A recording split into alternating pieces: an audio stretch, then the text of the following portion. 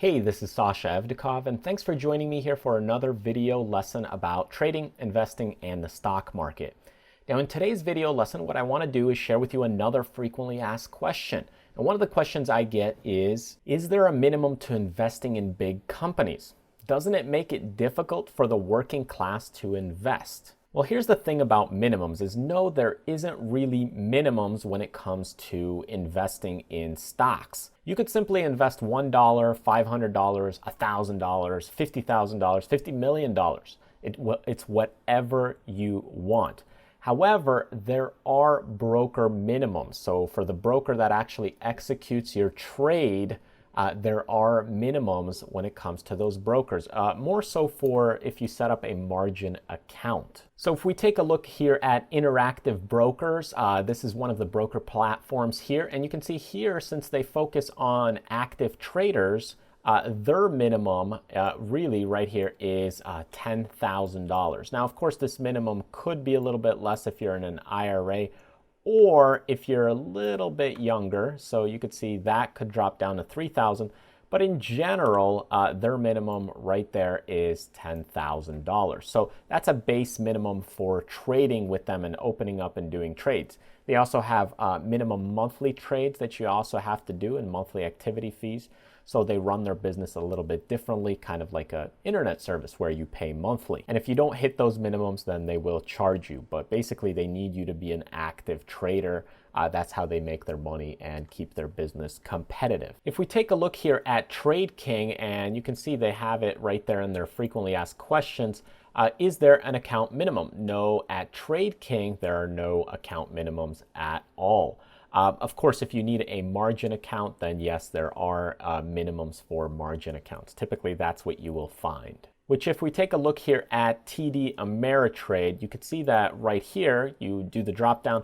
There is no minimum to open an account. So if you have a cash-based account, there's no minimum.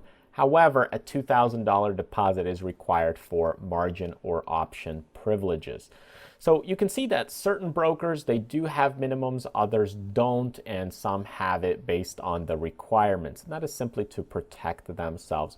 But in general, you don't really have a minimum if you're trading stocks themselves, if you buy 1 share, 10 shares, or 100 shares. Now, of course, it's a lot easier if you trade a nice round lot number, such as 100 shares, because it's a lot easier to get in and out of. That's what other traders are trading in, 100 shares, 500 shares. 1,000 shares, 10,000 shares, nice even numbers. It's easier to do the calculations. It's easier to do your projections and so forth. So trading in rounder numbers is a little bit better in terms of share quantities.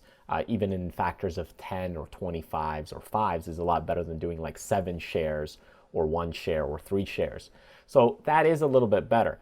Now, the one problem where you do run into minimums or growth limitations, as the question asks, is when you start building your account and you try to grow that account for the future.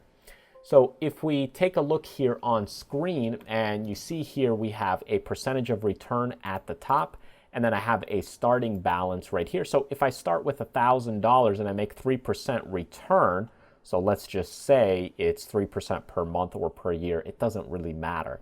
But basically, if you had $1,000 and you did 3% return, your ending balance would be right here, that $1,030. So your profit, which I've marked right here, would be that $30. Pretty simple math. Basically, we take that 1,000, multiply it by the 3% and add the 1,000 back, and we get that number. And then this amount of profit is just the difference between these numbers. So that's fairly simple. If you're struggling with this, do some basic math and you'll play around and you'll get it. So taking the 3% in the percent of return. If we drop this down to, let's say you're investing $200, okay, and you're doing 3% return, your ending balance at the end of the year or at the end of the month would be $206. So you're really only making $6. So the key question, I guess, you need to ask yourself, is it really worth it to be trading, investing, and risking that money for $6? Now, in terms of absolute dollar value, $6 doesn't sound a lot. But as your account grows, so let's say we take this and we go to $200,000, now we're talking about $6,000 at the end of the year. And relatively speaking, $6,000 a year could do quite a lot of benefits to your lifestyle if you're doing this on a yearly basis or a monthly basis.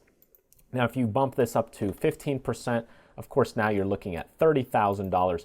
But if you're down to $300, 15% is still phenomenal, when you look at it in terms of a percentage of return, but it's only $45 on $300 because the absolute dollar figure just doesn't seem as much. And that's why for me, when I look at this and I see a trader that maybe is only trading with $2,000 but getting $300 per month per week, they're doing 15%. That's still fantastic and phenomenal, even though it doesn't sound like a lot. Whereas you have another guy who might be trading, let's just say a $30 million account, but he's only making, let's say, 2%, even though he's making a lot more, $600,000. The difficulty level is a lot easier because he's using $30 million to make that $600,000. So anyways, you can trade 1 share, 50 shares, 100 shares. It's totally up to you. There's no really limits behind that. You do have some limits when it comes to opening an account.